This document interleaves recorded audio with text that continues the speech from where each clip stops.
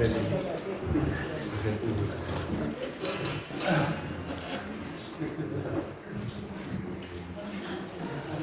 boa tarde. Não sei se me estão a ouvir bem.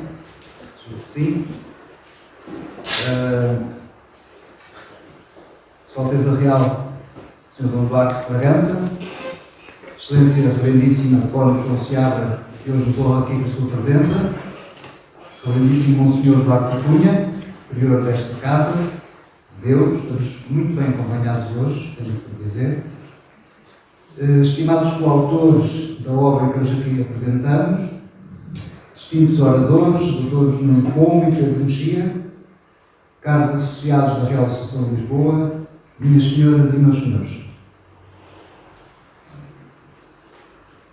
Antes de passar a palavra aos nossos ilustres oradores, cuja presença aqui nas atuais circunstâncias agradeço do fundo do coração, gostava de salientar o orgulho e o alívio que sentimos quase 6 meses depois da data prevista, em estarmos finalmente a lançar esta edição de Quando o Povo Quiser, que é mais um livro da chancela Razões Reais, que se junta aos 3 títulos já publicados desde a sua criação em 2017.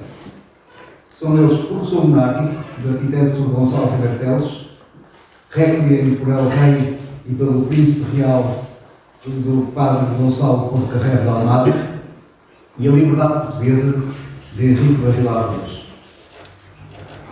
É deste modo que a Real Associação de Lisboa se empenha na divulgação do ideário monárquico, que, como dizia António Jacinto Ferreira, é a pedra angular de toda a atividade política, pois que é a adesão das inteligências mais do que das inclinações sentimentais que há de resultar a transformação desejada.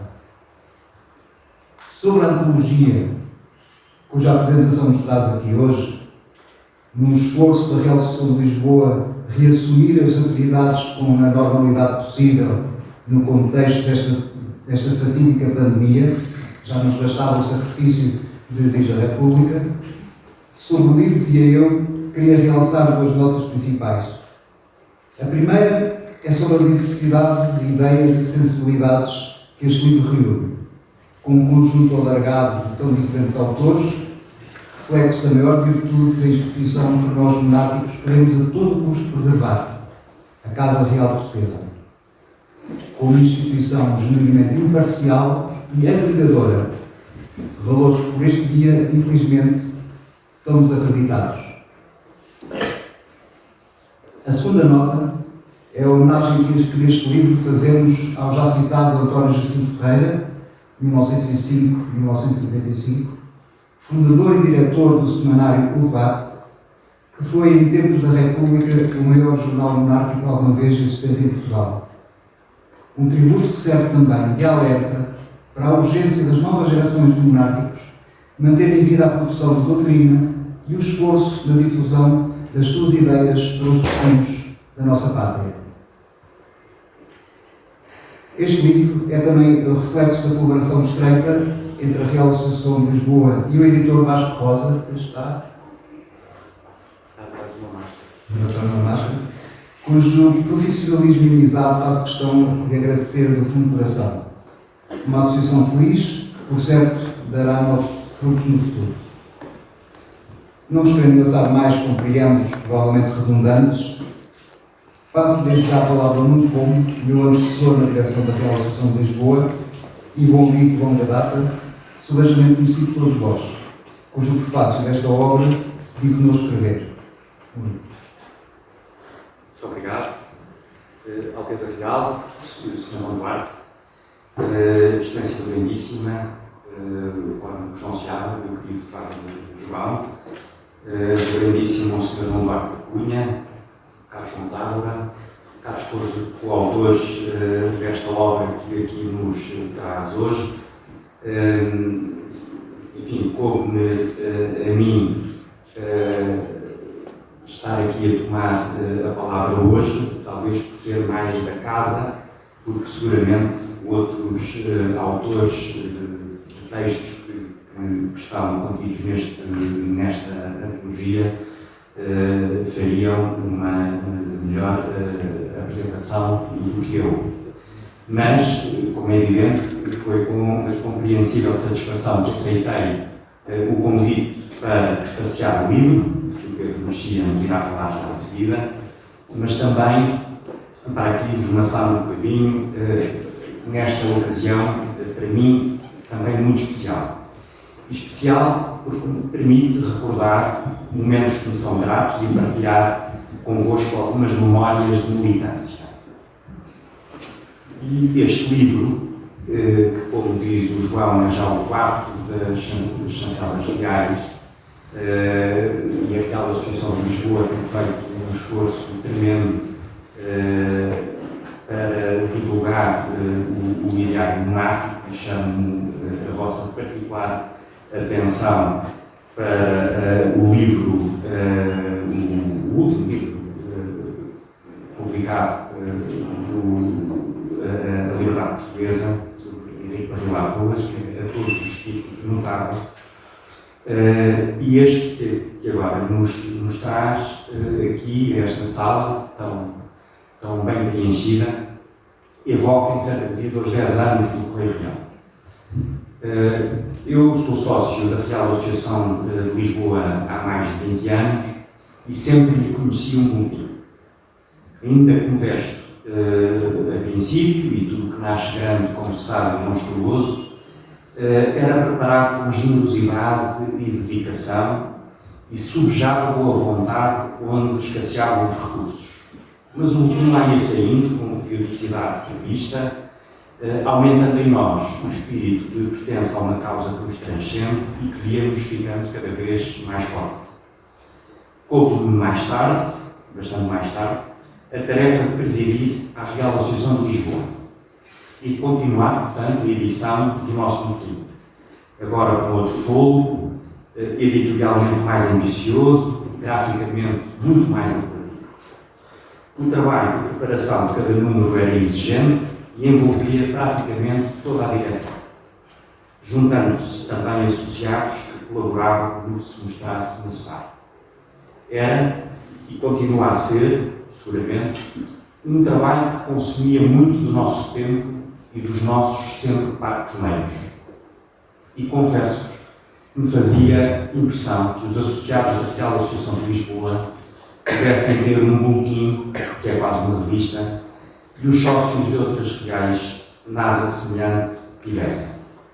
Reconhecendo que o fruto do trabalho de tantos devia ser partilhado com todos os monárquicos ligados ao movimento, tomei a iniciativa de falar com o Luís Lavradio, na altura presidente da Causa Real, e em menos de 5 minutos chegámos a acordo quanto aos termos em que o Correio Real, sendo produzido como é ainda hoje pela Real Associação de Lisboa, pudesse ser, para todos os efeitos, o órgão oficial da Causa Real.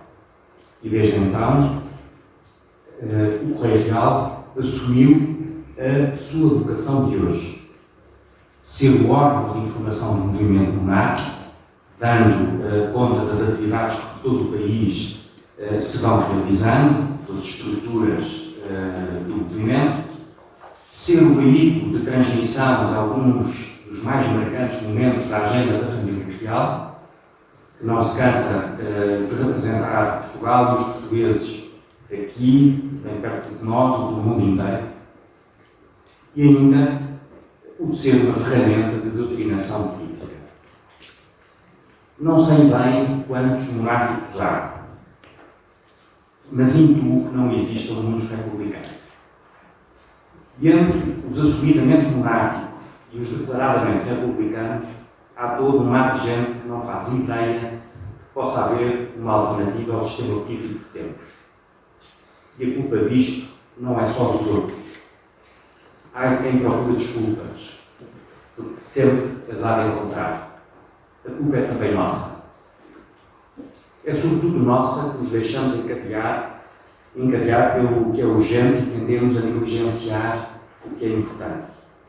É sobretudo nossa que nos abstemos de lançar a semente do que acreditamos ser melhor para o nosso país, por recearmos que ela não encontre terra boa onde possa frutificar.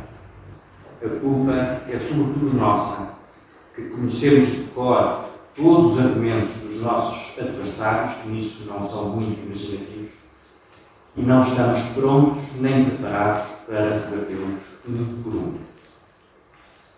Sem memória nem esperança, os portugueses acomodaram-se ao presente.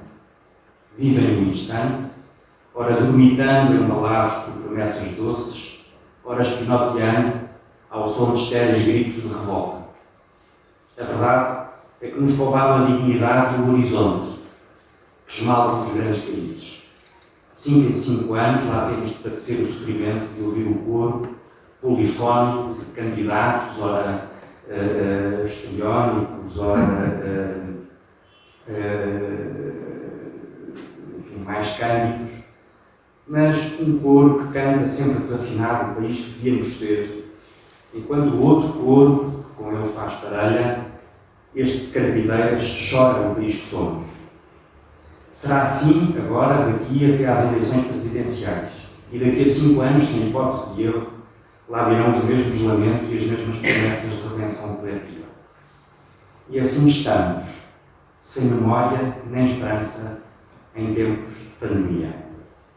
E se nós, monárquicos, não conseguimos encontrar a cura para este maldito vírus, e apesar dos esforços que alguns por aí há, talvez não seja isso que consigamos fazer, ao menos saibamos combater o preconceito, resgatar a memória que nos faz pátria e acender a esperança no coração dos portugueses.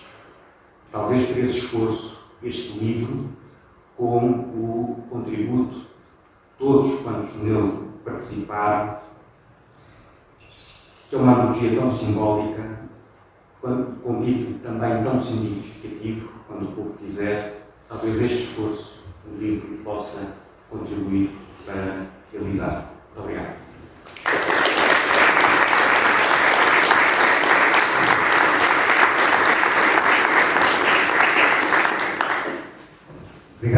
Obrigado Nuno. Antes de dar a palavra ao Pedro Mexia, permite-me fazer uma curta apresentação. Lisboeta, nascida em 1972, estudou Direito, coisa que não se cansa de dizer ter sido um dos seus maiores erros. Muito cedo começou a escrever nos jornais, em primeiro lugar como colaborador do DN Jovem e depois como cronista e crítico do Diário de Notícias, onde escreveu durante 9 anos. A sua colaboração nos jornais mantém-se até hoje, onde o encontramos a escrever semanalmente sobre literatura e artes na revista do Expresso. Pelo meio, publicou diversos livros, bastantes, entre poesia, teatro, crónicas e várias traduções. Pedro Mexia foi condecorado em 2015 com o grau de oficial da Ordem Militar de Santiago da Espada, do mérito científico, literário e artístico. Pelo menos é muito longo esta condecoração. Exercendo atualmente funções de consultor para a cultura da Casa Civil da Presidência da República. Definimos a si próprio como conservador, mas pouco, e monárquico, não militante.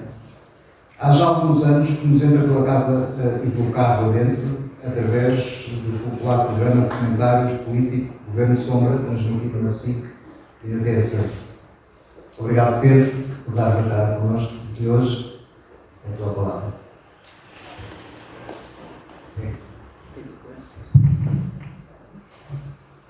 Muito obrigado. Boa tarde a todos. Quero agradecer o convite da Bela Associação de Lisboa para estar aqui nesta tarde, neste fim de tarde. Agradecer o convite do João Tava e também do Vasco Rosa. Todos os livros aqui que o Vasco está no vídeo são bons livros e, portanto, isso também era uma... Antes de ter lido o livro já sabia disso e queria complementar todos os presentes, então o Sr. Tom Duarte e também o Padre Duarte Rui, o Duarte, meu colega de universidade, que eu não via há muitos anos e reencontramos aqui. E ele traz uma máscara de São Pedro, eu não sabia quem era durante meio segundo, lá Duarte. Eu, por uma razão de, não certamente de autobiografia, mas provavelmente de honestidade intelectual, eu tenho que, antes de vos dizer algumas coisas, não exatamente sobre os textos desta antologia, mas a propósito deles, embora citando uns quantos, antes disso, direi qualquer coisa sobre exatamente esse sítio de onde eu falo, digamos assim. Porque é muito comum as pessoas porque ouviram dizer, perguntam amigos ou conhecidos, isto é monárquico. E eu tento dar uma resposta que não agrada a ninguém. Não agrada aos monárquicos e não agrada aos não monárquicos, porque digo qualquer coisa como que sou filo-monárquico ou simpatizante das ideias monárquicas ou coisa do género. Evidentemente que metade das pessoas, mais de metade das pessoas, ficam a achar que eu sou um reacionário arcaico e outra metade acha que eu não tenho coragem das minhas convicções. Mas na verdade não se trata de uma coisa nem outra. Acho que há aqui 3 ou 4 pontos prévios que seria importante eu enumerar antes de dizer o que tenho a dizer sobre esta antologia, que é, a certa altura fala-se naquela velha dicotomia entre monárquicos por tradição e por convicção.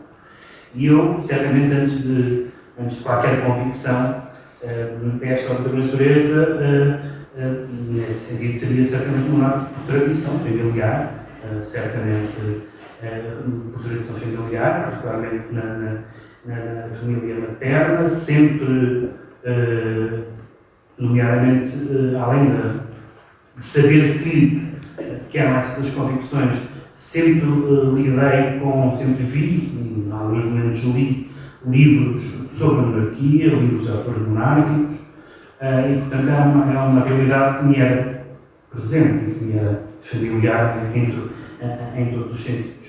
Por outro lado, a minha extrema, e às vezes até um pouco caricata, anglofilia faz-me simpatizar naturalmente com a monarquia, tal como a minha simpatia pelo parlamentarismo, que é um regime bastante adequado à monarquia, até mais do que regimes presidenciais, mas também porque no essencial, e esse é o aspecto mais importante, porque me parece que o princípio hereditário, se o povo quiser, e quando o povo quiser, e o título desta antologia é bastante feliz também ao realçar essa ideia, é um princípio tão democrático como qualquer outro. Não há ninguém dúvida da democraticidade dos Estados nórdicos, das monarquias nórdicas, neste caso, ou da Holanda, ou países onde não há, de facto, contestação, nenhuma contestação que se veja aos regimes monárquicos. Tanto a monarquia é democraticamente enquadrável que é uma matéria típica de referendo, e, portanto, nos referendos se pode dizer sim ou não, qualquer das respostas é democrática. Portanto, a existência generalizada, portanto, não tem havido muito, mas houve umas décadas em que houve muitos referendos, em alguns casos com resultados até diferentes, evidentemente, e em alguns casos com referendos repetidos que deram resultados diferentes, na especialidade europeia, aliás. Mas, portanto, não, a questão da democraticidade nunca se me pôs como uma objeção. É verdade, como o João há pouco disse, que nunca fui um militante.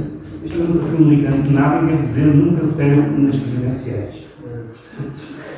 Não propriamente por hostilidade aos candidatos, mas nunca houve uma eleição unipessoal e uninominal, de tal forma, exige uma espécie de adesão tão indiscutível que de facto nunca cheguei. Cheguei a usar os dias de reflexão algumas vezes, essa foi uma instituição, mas de facto, mas daí não se conclui que a minha hostilidade provavelmente à República. Eu acho que a questão essencial, e a questão durante muito tempo, a questão da República, evidentemente, foi uma questão essencial, mas há muito que a questão essencial se tornou a diferença entre os Estados democráticos e os Estados autoritários. E alguns dos Estados democráticos são monarquias e outros não são. E alguns dos Estados autoritários, de fora da Europa, são monarquias e outros não são. E eu, se tiver de escolher entre essas duas dicotomias, qual é que valorizo mais, valorizarei sempre mais a questão da liberdade e da democracia do que a questão da escolha do chefe de Estado. Bom, enfim, esta só para uma questão de perceberem exatamente, e isso depois vai notar, tem duas outras coisas que eu vou dizer a seguir. Na verdade, quando se passa dessa ideia da tradição para a convicção, e sobretudo quando se passa de alguma coisa que é, não sei se formular isto de uma forma que não seja injusta, quando as pessoas se convencem, e bem, acho eu, que não é por terem convicções que estão dispensadas de as interrogar, se informar sobre elas, de lerem livros, de perceberem o historial daquilo em que acreditam, de as objeções àquilo em que acreditam. Portanto, quando as pessoas têm convicções, mas são críticas, no melhor sentido da palavra, em relação a essas convicções, a política, neste caso a monárquica, mas podia ser as convicções religiosas, a fé, que é um pouco diferente, mas digamos, as convicções religiosas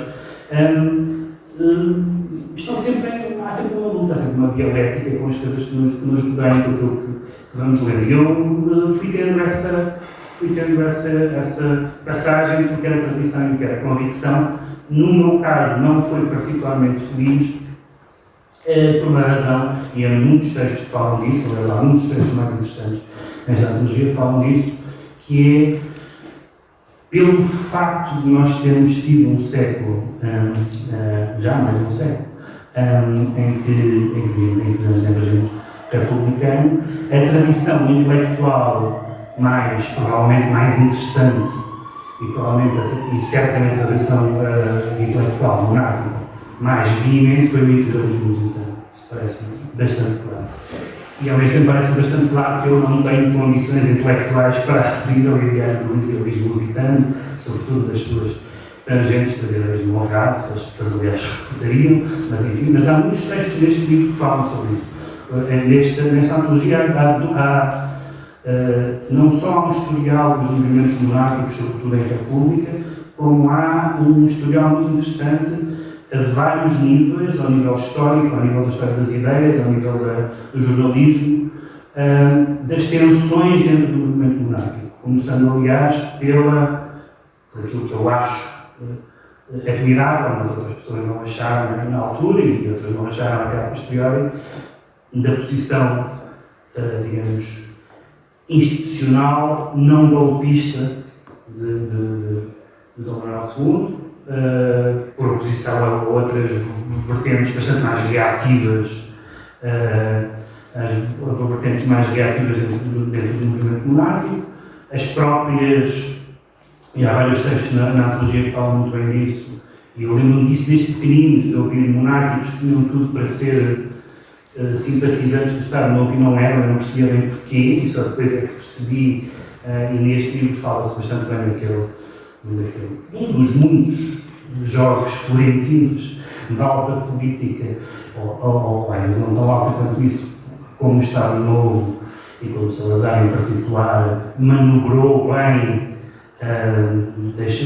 não matando as esperanças, mas não as alimentando, dizendo uma frase ambígua seguida de uma frase assassina, algumas particularmente desagradáveis. Portanto, essa ideia de que a monarquia, como tudo mais, não é um monolito.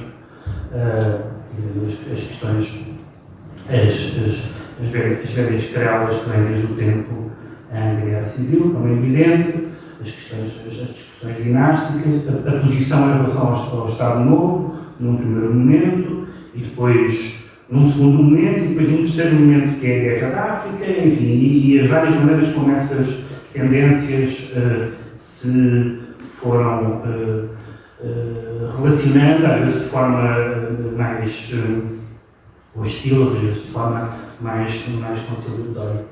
E o facto de haver neste século e qualquer coisa, uma série de figuras que são figuras que têm qualquer coisa da aura dos vencidos. Há uma espécie de romantismo dos vencidos que é embora supostamente deles não reza a história, mas evidentemente que há uma série de figuras começar por Paiva Costeiro, que são figuras particularmente interessantes e que viveram, sobretudo as pessoas que não desistiram e que continuaram a afirmar, às vezes de uma forma que não terá sido ideal, nem com os apoiantes ideais, nem da maneira ideal, mas que não baixaram os braços. E também alguns escritores, eu estou a pensar em particular de um escritor que o meu pai gostava muito, e sobre o qual aliás escreveu um livro, Carlos Mineiro Dias, que tem uma importante, acho que juntamente com o Raul Brandão, é um dos autores que que nos dá melhor o retrato daquele colapso dos últimos anos da monarquia, também traída em parte pelos monarcas e depois daqueles anos muito problemáticos da Primeira República. E finalmente, para terminar esta primeira parte, o facto de ter conhecido, ou conhecido indiretamente, ou conhecido diretamente, algumas figuras que eu fui sempre dizendo, lembro-me de dizer isso, até dizer isso aos meus pais, dizer isso a amigos, dizer, se isto é um monárquico, eu quero ser monárquico, mas se calhar não é isto. E essas figuras são à distância, porque não conheci, não conheço Gonçalo Ribeiro Teles e Henrique Padelar Cruz, que esse sim conheci. E lembro-me, a minha primeira memória política será da AD, e lembro-me daqueles três homens, e vai estar ali alguém que era muito parecido com o que eu imaginava já na altura ser um conservador inglês, e que no seu percurso teve, por exemplo, entre muitos outros médicos, teve, por exemplo, um mérito de ter trazido para Portugal um discurso ambientalista, como prefiro dizer em relação a ecologista, entre muitos outros, mas também uma determinada maneira de estar, e a AD foi muito importante por várias razões, escuso de lembrar, mas também, de certa forma, para legitimar democraticamente o regime, com a alternância, e Henrique Padelar Cruz, que era muito meu pai, que eu conheci, e que Augusto Ferreira do Amaral define num dos textos da antologia como um anti-Maquiavel, e toda a imagem que eu tive dele, pessoal, privei muito com ele, mas lembro-me de estar presente algumas vezes, em lançamentos de livros e em conversas, e tudo o que li dele é realmente um anti-Maquiavel, uma visão personalista, afável, séria, mas também tenaz das suas convicções, e portanto são figuras que de uma forma ou de outra me fizeram pensar, bom, se são estes os monárquicos, eu simpatizo com esta gente. Haverá outros em que eu dizer ao contrário, mas sinceramente simpático lembrados. E evidentemente, do ponto de vista geracional, para mim foi muito importante o Miguel Esteves Cardoso, a candidatura de Miguel Esteves Cardoso pelo PPM, embora nunca tivesse tido nenhuma espécie de ligação, nem sequer de simpatia pelo PPM, aqui hoje muito menos, mas aquela candidatura do Miguel Esteves Cardoso foi uma estranha confluência entre aquilo que as pessoas podiam dizer que era um partido, sei lá, passadista, ou com um ideal passadista, e, pelo contrário, a total novidade da linguagem, do estilo, da irreverência que o NEC tinha na altura, e, portanto, foi também muito importante para mim nessa minha relação com. Evidentemente, não era uma candidatura monárquica no sentido próprio, mas estava muito ligado ao independente e tudo isso que foi muito importante na minha geração. Esta antologia é um dos aspectos que mais me agradou, digamos assim, na antologia é o título. Porque o título, quando o povo quiser, se bem que vem de um texto do professor Paiva da Cruz, não é? Que é aqui presente, aponta para essa ideia de que todos os regimes, para serem legítimos, são regimes consentidos pelos povos. Um regime não consentido pelos povos não é um regime legítimo. Há formas diferentes de consentimento, como há formas diferentes, como há diferentes sistemas eleitorais, como há muitas outras coisas, como há países onde se elegem os juízes e há países onde há pena de morte, enfim, a democracia abrange uma série de regras muito variáveis e portanto não é exatamente um modelo, mas há essa ideia de que passa por aí, que passa por essa ideia do consentimento popular. E há, aliás, vários textos aqui que são muito interessantes e contra mim falo, digamos assim, porque são os textos que, no texto do Carlos Laborde, que tentam demonstrar, por exemplo, que a expressão absolutismo, a propósito do nihilismo, não é uma expressão justa, porque não se tratava exatamente de absolutismo, mas de uma recuperação de formas de legitimação tradicional, etc. Enfim, são alguns dos textos que para mim foram mais proveitosos de ler, independentemente da concordância ou não com ele, mas esse é um aspecto muito importante. Um aspecto surpreendente foi o facto de eu ter percebido que se tratava do único jornal monárquico, existente, que está online, não é? Segundo se é a nota do dia. O que é bastante surpreendente, tendo em conta que no outro dia estava a folhear aquele dicionário da imprensa em Portugal e houve centenas de publicações monárquicas desde que era em República. As mais variadas e das mais variadas durações, e para mim foi uma surpresa que fosse o único e, portanto, mais mérito tem. Bom, e uma terceira não foi surpresa, que foi o facto de ter uma notinha dizendo que não segue o acordo ortográfico, me parece uma questão de higiene. O livro tem evidentemente um historial muito interessante, como eu já disse há pouco, sobre essas várias correntes, sobre esses vários desentendimentos históricos entre os monárquicos ao longo do século XX, às vezes baseadas em quase bizantinices jurídicas, outras vezes baseadas em questões genealógicas, evidentemente, outras vezes baseadas em interpretação de frases, o go on, há um go on em inglês, transmitido por Aires de Ornelas, que enfim, deixa muito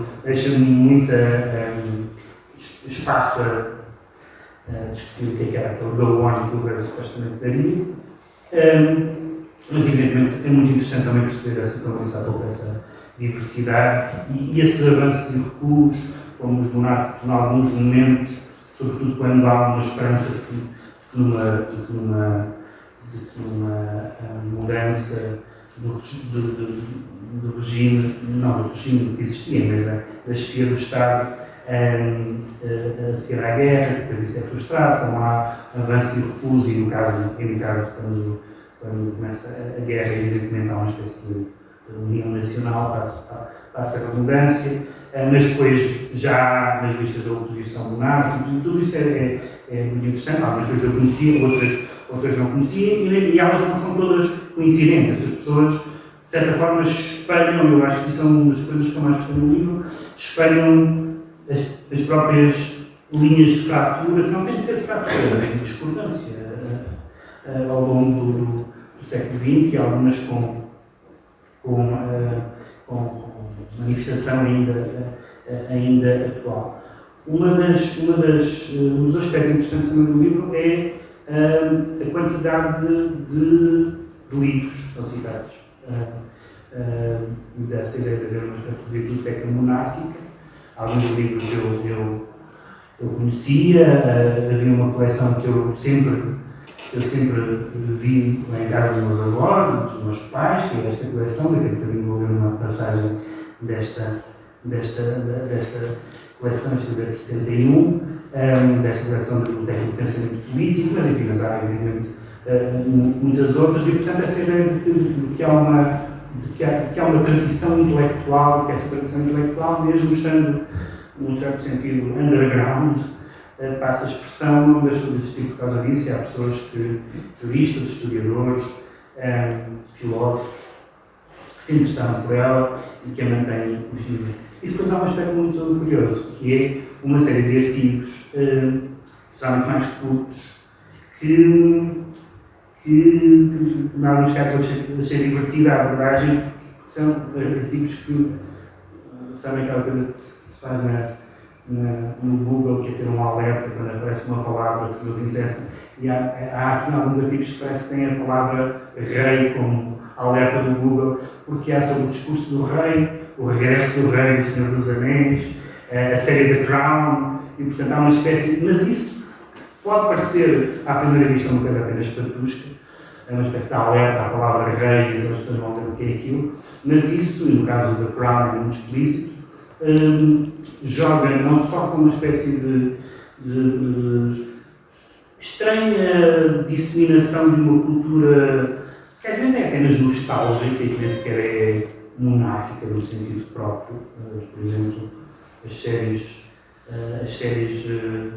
não só monárquicas, não só com esse contorno monárquico, mas as séries aristocráticas são muito populares nos Estados Unidos, onde certo que não há um país que tem uma aristocracia, pelo menos nesse sentido, tem uma outra, mas não tem esse sentido. Mas eu acho que mais do que esse lado nostálgico, há um lado dessa ideia do rei como um arquétipo, como uma figura que, mesmo quando passou, nos países onde passou historicamente, não passou.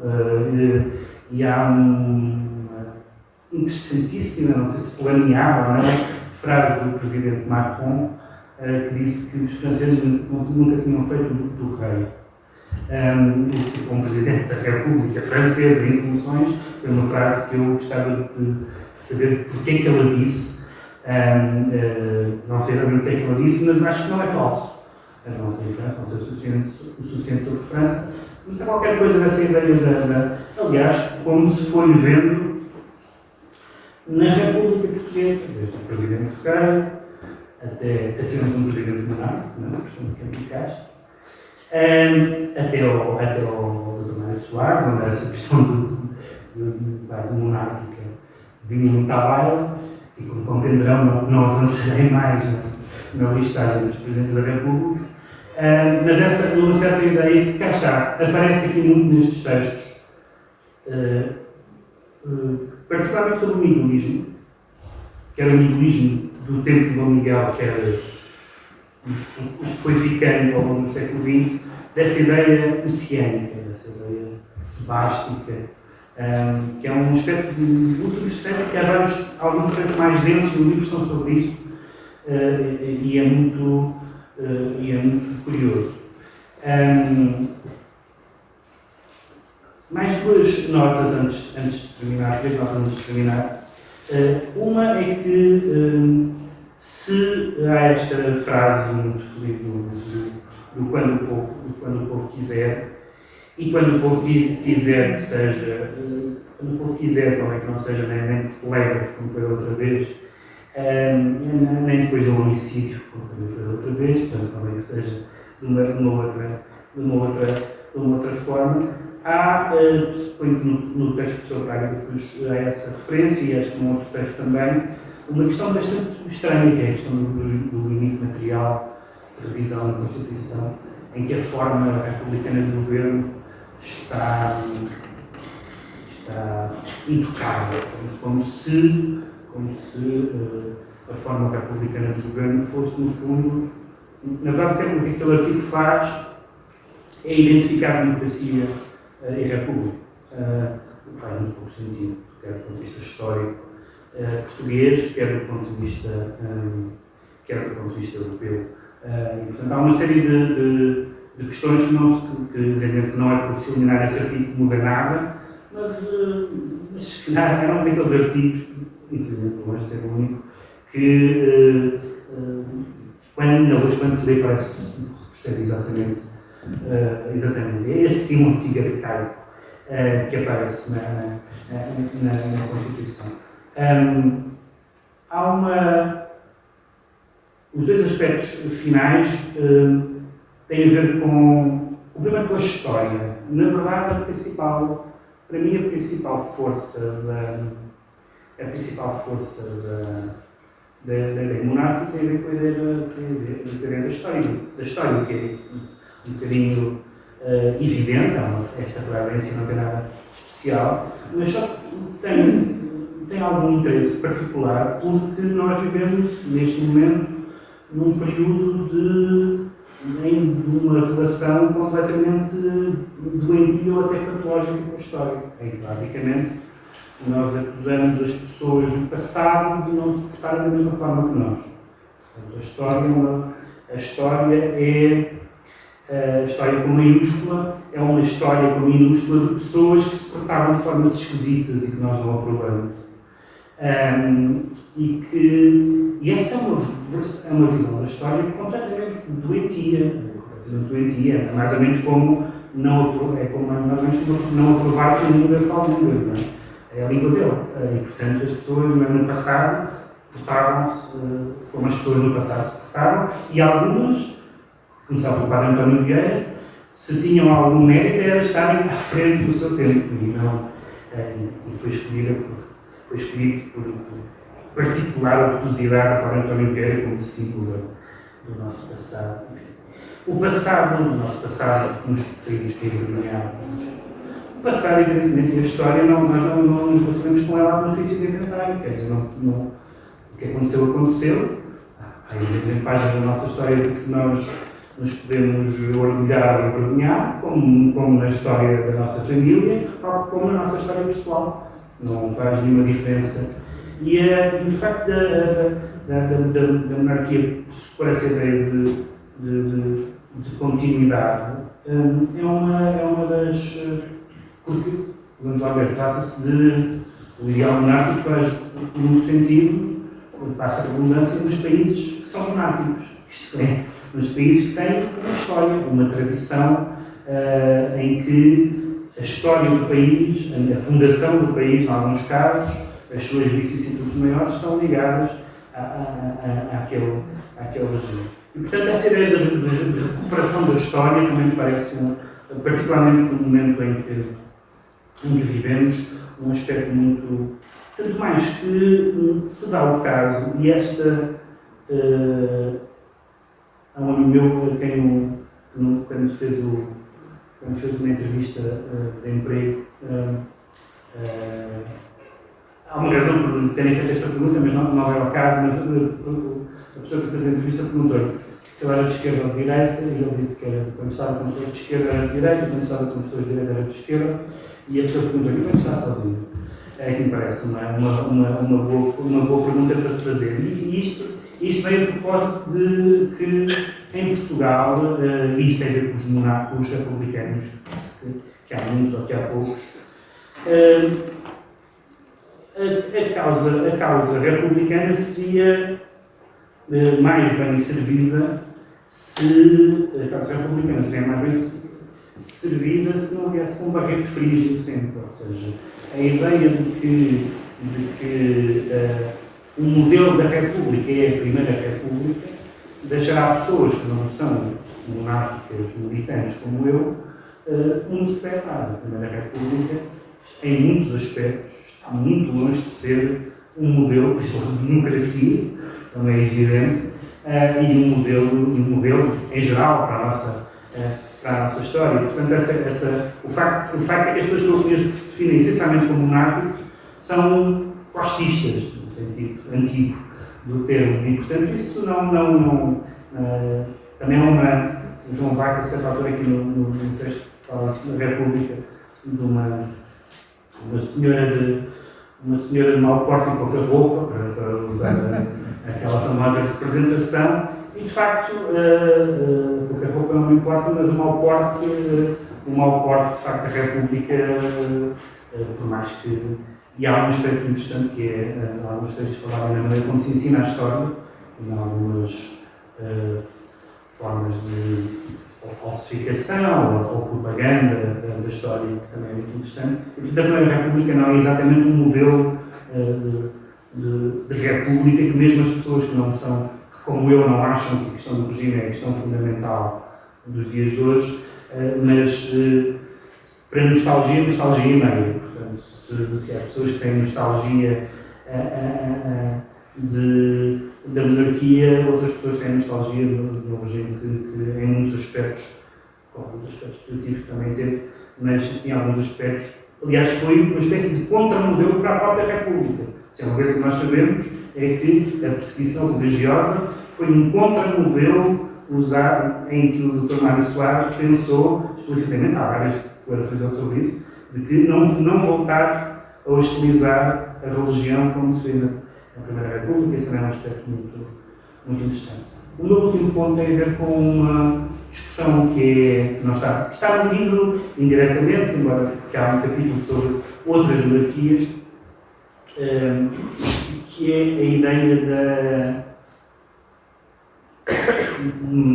da espanhola e da inglesa, que é esta discussão que nós temos muito interessante e que, de facto, nesse sentido, a monarquia está, ou puseram numa espécie de desvantagem argumentativa que não há razão para estar, que é, tendo em conta algumas coisas que aconteceram recentemente, o que se discute é que a ideia, a validade da ideia monárquica depende do comportamento de um determinado rei ou rei emérito, que é um argumento que nunca ouvi ser usado em relação à República. Em nunca, em nenhum momento, a validade do regime republicano dependeu da boa figura feita por presidentes da República. Em nenhum momento. Aqui está essa discussão muito interessante, ao mesmo tempo até na boa vontade a discussão é interessante. Há pessoas, por exemplo, que dizem o chamado juan-carolismo, não é? O extinto juan-carolismo. As pessoas dizem, eu não sou monárquico, mas com este rei sim. Esse argumento que é simpático para os monárquicos é um argumento estranho, porque a lógica não é quem é a pessoa. Não há razão nenhuma para se simpatizar com a monarquia por se simpatizar com o rei. Do ponto de vista intelectual não faz sentido nenhum. Do ponto de vista humano é normal. Nós simpatizamos com as pessoas e isso é normal. Mas não faz sentido nenhum. Uma pessoa que seja contra o princípio hereditário não diz, sou contra o princípio hereditário, mas gosto muito da Isabel II. Não faz sentido nenhum. E as pessoas, evidentemente, desejam-se que se possa ser aproveitado dessa forma, mas isso nem sempre faz sentido. E por outro lado, tem havido se a seguir à Primeira Guerra Mundial houve um golpe muito grande dado às monarquias por várias razões, teve a ver em parte com a desagregação dos Estados multinacionais e depois nos anos 20 e 30 com as relações com os fascismos europeus e não só, mas hoje vivemos e no caso da Inglaterra é um caso particularmente interessante, que é também uma série que está ainda em exibição, não uma série televisiva, mas uma série real, que é até que ponto o ideal monárquico e a existência da instituição monárquica é compatível com uma total cooptação dos valores sociais de cada época, nomeadamente matrimoniais e outros. Isso por um aspecto interessante, não tenho nenhuma resposta para isso. Ou seja, em que medida é que a ideia é que os monarcas e sobretudo os herdeiros e os sucessores são tão mais populares quanto forem parecidos com toda a gente. Mas será que esse é um critério de alguma coisa, e nesta em particular, será que esse é um critério válido? Ou será que justamente é o contrário disso que pode ter interesse numa ideia como a ideia monárquica? Não propriamente uma espécie de termómetro das sensibilidades da época, mas uma coisa de longo curso, numa ligação com a história. Esse é um aspecto muito interessante. Essa ideia de que a história pode utilizar e que a política e que as instituições, por utilizar uma expressão do Edmund Burke, é uma ligação entre os vivos, os que já morreram e os que ainda não nasceram. E, portanto, não está propriamente indexada àquilo que é, em determinado momento, popular, comum, bem visto, se hoje politicamente correto, seja o que for. Ao mesmo tempo que os impulsos todos de modernização e de adornamento, desde a Igreja que deu o exemplo há umas décadas, são naturais e também vindos. Mas como é que se faz esse equilíbrio? Como é que se faz esse equilíbrio entre ser deste tempo sem parecer que isso é um caderno de encargos destinado não se sabe bem a quê? A ter uma popularidade pelas razões erradas. E termino com com uma citação de uma entrevista de Henrique Barrelar Ruas, neste livro que se chama Liberdade e o Rei, que tem a ver com. Acho que é uma maneira feliz de definir a ideia monárquica, que eu leio, e direi só mais uma frase antes de terminar. A Igreja Particular Ruas nesta entrevista, que é de 1970. Não sei. Não está. A monarquia não é apenas, em vaga teoria, o mais perfeito dos regimes. É também o único regime ajustado à realidade portuguesa. É um regime histórico, um sublinho histórico. E essa é a sua primeira virtude. Mas é também aquele que o nosso tempo exige. Quanto maior e mais necessária é a tendência para a decidida intervenção de todos no debate de ideias e na construção de soluções nacionais, mais indispensável se torna a adesão a um fator comum, que em si mesmo não dependa das vontades humanas. Que alguma coisa de político seja respeitado pela política, mas que esse mínimo político não seja político por natureza. Se o fosse, limitaria artificialmente, impelia de forma limite ao debate político e à vida política. Não sendo, toda a política se pode processar livremente. E, no fundo, no melhor desta ideia, desta tradição e de muitos textos deste livro, está algumas destas frases-chave ou ideias-chave contidas nesta entrevista. Um facto comum, um mínimo político e as condições de liberdade. E, portanto, regressando ao princípio, mesmo tendo a experiência passada de todas as pessoas acharem que alguns de nós, dos quais eu, dizem coisas a mais ou a menos quando se discute a monarquia, no fundo, nestas breves linhas que eu vos li, repito, facto comum, mínimo político e garantia das liberdades, a mim servem perfeitamente como manual de um tipo de regime no qual, em certo sentido, vivemos, mas em certo sentido também gostaríamos de viver. Muito obrigado.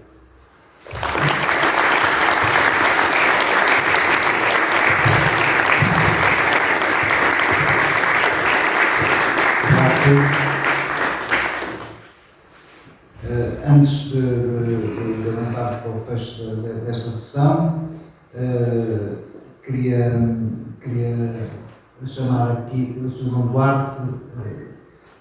Como todos estarão presentes, e o Leonor Martins Carvalho, todos os presentes saberão que no dia 13 de maio último, em pleno pico da pandemia, a Sra. Ana Isabel, o Sr. João Duarte, celebrava 25 anos sobre o histórico casamento dos Jerónimos, que em 1995 comoveu e mobilizou o país inteiro. Demos-nos conta no último Correio Real. Não sendo possível, na altura, dadas as circunstâncias, dar o devido ênfase à efeméride, a Real Associação de Lisboa achou por bem marcá-la através de um presente que foi mandado fazer exclusivo para celebrar estas bodas de prata. Nesse sentido, gostaríamos de aproveitar esta ocasião para fazer a entrega e registá-la condignamente, a entrega da nossa Vice-Presidente, Leonor Martins Carvalho, em nome da Real Associação de Lisboa.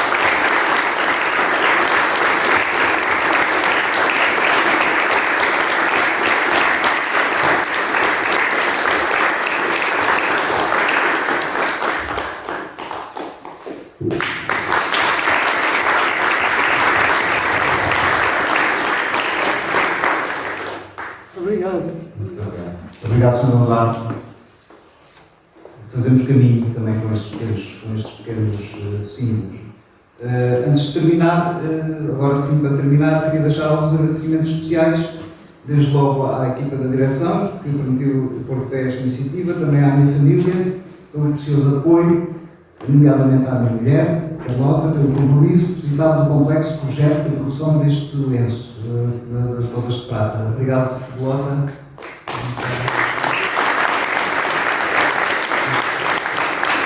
O Guilherme Animado também tem as suas dificuldades. reitero os meus agradecimentos ao Centro Cultural de Santa Joana Princesa, também na pessoa da Sra. Doutora Filipa Lamy, pelas facilidades concedidas. Agradeço ao grandíssimo Monsenhor Eduardo da Cunha, prior desta paróquia, a ajuda que nos deu para os que pudéssemos aqui estar.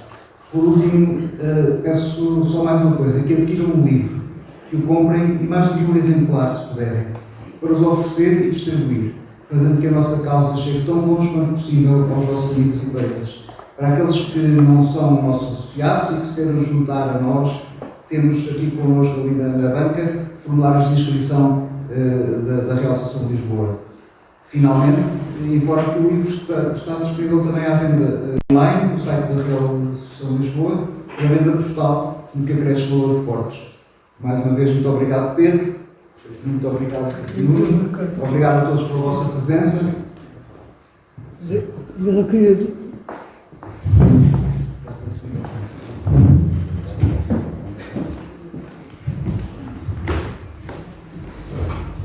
Eu queria agradecer por este magnífico presente, então, a imprensa política.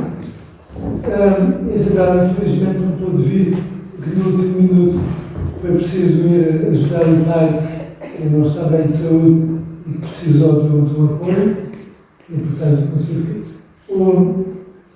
Os nossos filhos também tinham obrigações, o Dinis tinha um exame hoje, o Afonso tinha também um trabalho urgente que tinha que acabar, mas que infelizmente não puderam vir. Mas eu recomendo muito, de facto, a compra e a difusão destes dois livros, porque uma das causas das desgraças que caíram em cima de Portugal como nação desde há 100 anos para cá tem sido a ignorância política, e que um povo ótimo, cheio de boas intenções e, em geral, ótimos sentimentos, deixou-se várias vezes, em 1910 e agora, outra vez, em 74, deixou-se levar para soluções de violência, de desordem, mesmo que não tomasse a iniciativa, mas acabou por não saber reagir. Se este livro, nomeadamente os pensamentos do Henrique Loures, tivessem sido lidos pelas elites culturais e políticas portuguesas, ter-se evitado cair na situação dos anos 60 e 70, onde o impasse político criado pela Segunda República acabaram por, e a ignorância, acabaram por precipitar o país numa revolução que foi, talvez, bem intencionada da parte de alguns dos seus promotores, mas que foi uma desgraça para o país. Morreram centenas de milhares de pessoas em Angola, em Moçambique, em Timor, na Guiné, em consequência deste desastre político. Destruiu-se a economia do país durante anos e tudo isso era inútil, não era preciso. Claro que a solução para o ultramar, se tivesse sido caminharmos para um tipo de confederação de nações lusófonas, teria sido uma solução muito boa e perfeitamente possível, sobretudo se houvesse um rei. Obviamente que o regime republicano dificultou a mudança pacífica, enfim, a adaptação pacífica do ultramar português para uma solução que, não prejudicando os direitos, digamos, democráticos das populações, fosse viável e fosse eficiente. Toda esta ação política que nós estamos a fazer hoje aqui tem importância prática para evitar que o país, perante o próximo impasse, perante a próxima situação de crise grave política, em vez de recorrer novamente a uma revolução, porque dá a impressão que o que nos ensinam na escola é que as revoluções em Portugal são muito boas, que são muito positivas e festejam-se o 5 de outubro, festejam-se o 1901 e 5 de abril, festejam-se. Porque é que não, quer dizer que a solução para a próxima situação de crise vai ser também uma revolução, em vez de ser uma evolução e uma transformação pacífica. O texto do professor Miguel Braga da Cruz diz muito claramente, foi uma conferência que ele fez na Junta de Freguesia Comunista de Alvalade, no Alentejo, por ocasião da passagem do Rei Dom Miguel por lá, em que dizia que a democracia moderna, imposta pela força das armas, e até pelas armas estrangeiras, em 1834, nunca entrou bem nos costumes e na convicção portuguesa. E por isso é que é tão imatura. Por isso é que tão pouca gente vai votar nas eleições parlamentares. Não devia haver uma percentagem muito maior de participação política. Creio que, para além da questão da mudança da chefia de Estado de Portugal, a educação política é um dos grandes papéis dos monárquicos em Portugal. Como foi antes de 74, foram praticamente as forças políticas que faziam educação política, foram os monárquicos por um lado e os comunistas por outro, e o resto da população ficava ali pelo meio. E havia alguns círculos socialistas que também faziam educação política, mas fora não havia muito. Então, nesse aspecto, creio que é importante a difusão destas obras, a sua leitura e a sua oferta como presente de Natal, como presente de aniversário, como, enfim, como sinal de amizade.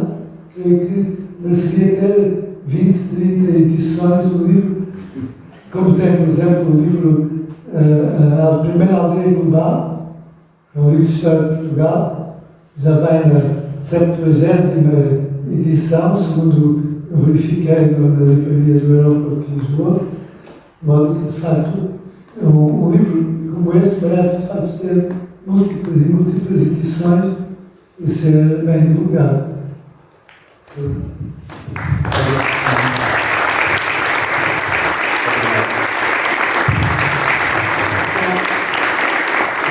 Obrigado a todos pela vossa presença e viva o Rei e viva Portugal!